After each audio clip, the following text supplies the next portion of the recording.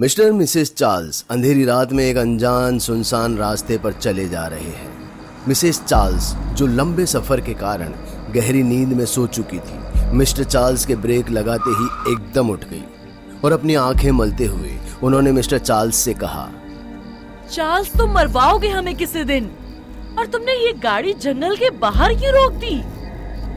क्योंकि यहीं मिलेंगे वो जिसकी हमें तलाश है। इतना कहे मिस्टर एंड मिसेस चार्ल्स जंगल के उस अंधेरी राह पर चलने लगे। थोड़ी दूर चलने के बाद उनकी नजर एक हवन कुंड पर पड़ी जिसमें आग तो जल रही थी लेकिन उसकी लपटें नीली थी, जिसे देख मिसेस चार्ल्स भौचक्की रह गई। इससे पहले कि दोनों कुछ समझ पाते, उनके कानों में एक जानी पहचानी सी आवाज पड़ी। 18 साल और 208 दिन के बाद आए हो तो बेशक किसी बड़ी और कठिन परिस्थिति में होंगे दोस्त।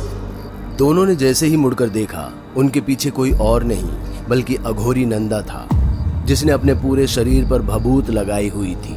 मिस्टर चार्ल्स, जिनके चेहरे पर अघोरी नंदा को देखकर खुशी थी, कुछ मुस्कुराते हुए बोले, अघोरी नंदा, आखिरकार समय ने एक बार फिर मुझे तुम्हारी चौखट पर लाकर खड़ा कर ही दिया। डार्लिंग, तुमसे मिलने से पहले ये मेरा पुराना जिगरी और मेरी हॉन्टेड केसेस सॉल्व करने में अक्सर मदद किया करता था। पर चार्ल्स, ये तो तुमसे उम्र में कुछ। उम्र का फर्क जरूर है, मगर बुराई और काली शक्तियों से लड़ने का हौसला एकदम एक जैसा है। तो कहाँ है वो नन्ही बच्ची?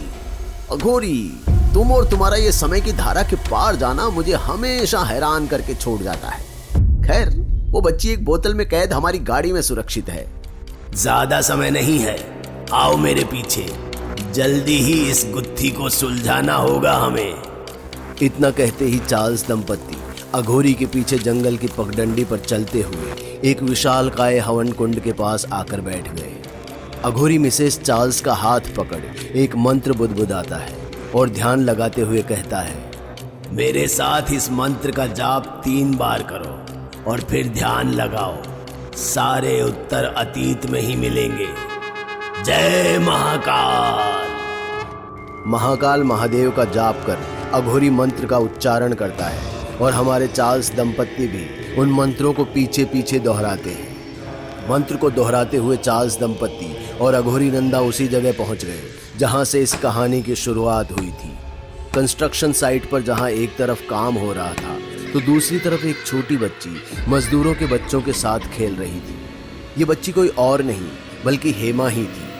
पूरा दिन खेलने के बाद जब हेमा के पिता ने उसे कैंप से वापस बुलाया तो जिद पर अड़ी हेमा कुछ देर और खेलने की जिद करने लगी, पर अपने पिता के डांटने पर वो निराश और भावुक होकर अंदर चली आई। हेमा अपने पिता के खिलाने पर खा जरूर रही थी, पर उसका मन अभी भी खेलने को आतुर था।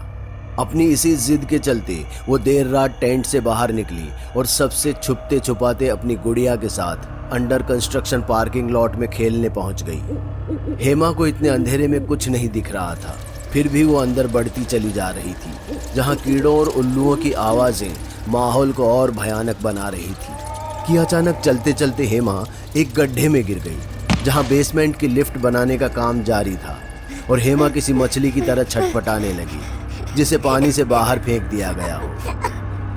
मैं गिर गई हूँ, कोई मेरी मदद करो, मुझे यहाँ डर लग रहा है। हेमा अभी मदद के लिए चिल्ला ही रही थी कि इसी बीच उसे किसी के कदमों की आहट सुनाई दी। हेमा के घबराए हुए चेहरे पर हल्की सी मुस्कान आ गई, जैसे अंधेरे में उसे एक रोशनी दिखाई दी हो। हेमा अपनी पूरी जान लगाकर जोर से पुकारते हुए बोली, मैं यहाँ हूँ, इस तरफ, इस खड्डे में। मगर हेमा को क्या मालूम था कि जिसे वो मदद के लिए पुकार रही है, दरअसल वो उसकी मौत का पैगाम था। हेमा उम्मीद से अंधेरे में ऊपर की तरफ देख रही थी कि शायद कोई मदद का हाथ उसे खींचकर बाहर निकालेगा, पर असल में हुआ वो जो सोच किसी भी इंसान की रूह कांप जाए। किसी ने ऊपर से गीला सीमेंट उस गड्ढे में डालना शुरू कर दिया। हेमा जो अंधेरे में वैसे ही डरी हुई थी, अब सीमेंट में धंसने के डर से और ज्यादा रोने बिलखने लगी। उसने मदद की हर मुमकिन गुहार लगाई। बहरहाल हेमा की चीखें सीमेंट की परत के नीचे दब चुकी और ये शर्मनाक हादसा करने वाली कोई और नहीं बल्कि मिस आर्या थी। जी हाँ, ये वही औरत थी जो मेघा की विचित्र पड़ोसन थी। मिस आर्या अपने शर्मनाक काम को अंजाम देकर वापस जाने को हुई ही थी कि बिल्डिंग के सिविल इंजीनियर भूषण जी एकदम उसके सामने आ खड़े हुए। एक बच्ची को मौत के घाट उतारते हुए आपके हाथ नहीं कांपे?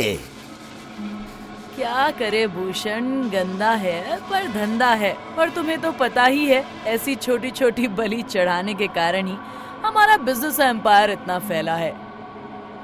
पिछले 7 सालों में न जाने ऐसी कितनी ही बच्चियों की बलि चढ़ा चुकी हैं आप। जरा तो भगवान से डरिए मैडम, और अब हमें ये सब रोक देना चाहिए। जिस भगवान का नाम ले रहे हो, क्या उसने तुम्हारी बीवी को कैंसर से बचाया? और वो क्या कहते हुए आए थे तुम उस रात कि पैसा कमाने के लिए मैं किसी भी हद तक जाऊंगा? तो अब क्या तुम्हारी हद खत्म हो गई? भूषण के पास आर्या के सवालों का कोई जवाब नहीं था और वो शर्म से सर झुकाए हुए वहीं खड़ा रहा। आर्या ने उसके हाथ को मसलते हुए कहा, भूषण याद रखना, यहाँ हर चीज मेरे हिसाब से चलती है, और अगर तुम मेरे कहने से नहीं चले तो तुम्हें मारने का मुझे जरा भी गम नहीं होगा। अब बस जाते जाते उसकी उंगलियां काट देना, एकदम सफाई से। एंड नो गड़बड़ please. Good night Bhushan. Arya के जाते ही भूषण भावुक होकर रो उठा और मजबूरी के चलते उसने हेमा की बची हुई 2 उंगलियां काट दी और अपने रुमाल में बांध अपने साथ ले गया। मिस्टर एंड मिसेस चार्ल्स अपने ध्यान से बाहर आते हैं और अपनी तेज चल रही सांसों को शांत करते हुए अघोरी से कहते हैं, यकीन नहीं होता कि ऐसे भी दरिंदे इस दुनिया में हैं जो अपने लालच के लिए एक मासूम की जान की बलि देने के लिए तैयार हैं। और वो भूषण, मुझे तो उस पर पहले से ही शक था। नहीं चार्ल्स नहीं, अगर वो गलत होता तो मेघा को कभी हमारे पास नहीं भेजता। और अगर उसने मेघा को हमारे पास भेजा था तो सिर्फ हेमा की मदद के लिए। लेकिन क्यों?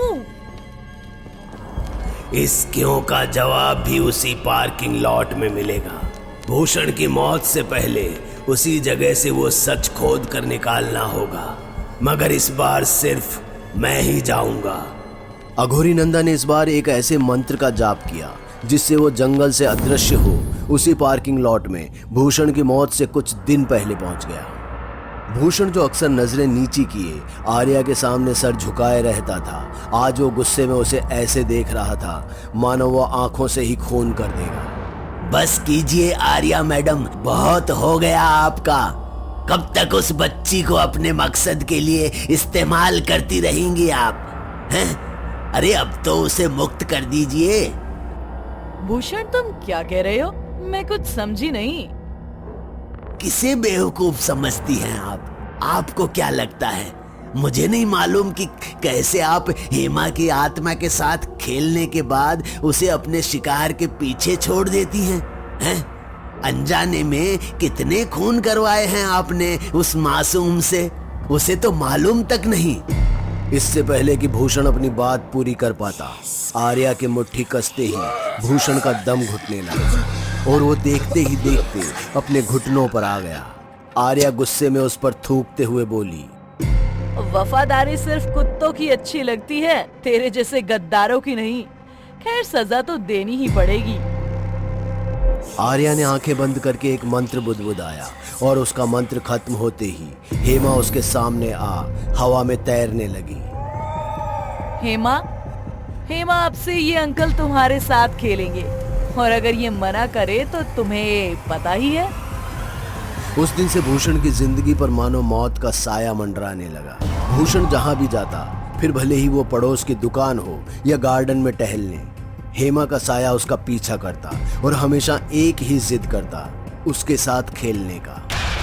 भूषण दिल का मरीज होने की वजह से हेमा को अक्सर अपने सामने देख उसका मानसिक संतुलन और बीपी फ्लक्चुएट करने लगता था। भूषण अब ये बहुत अच्छे से जान चुका था कि अब उसकी मौत नजदीक है, इसलिए उसने अपने मरने के बाद मेघा के पार्सल में हेमा की कटी हुई उंगलियां छिपा दी और फिर उस पार्किंग लॉट के हादसे के दौरान मिस्टर और मिसेस चार्ल्स को बुलाने का सुझाव दिया।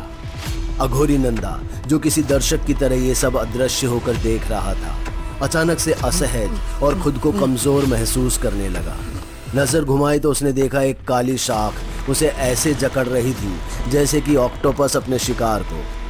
एक तेज रोशनी के पड़ने के कारण उसकी आंखें बंद हो गई और जब उसकी आंखें खुली तो आर्या, जिसकी आंखें अब लाल थी और नाखून किसी चुड़ैल की तरह नुकीले और लंबे, उसकी छाती को अपने नाखूनों से कुरेदते हुए बोली, तुझे क्या लगा घोरी, तूने ये सब अपनी तंत्र माया से देखा है? तुझे ये सब मैंने दिखाया है। और अब बोल देना उन दोस्तों से, 12 घंटे हैं उनके पास। अगर मुझे मेघा 12 घंटों में नहीं मिली तो मेघा की लाश तुम्हारी चौखट पर मिलेगी। Your time starts now.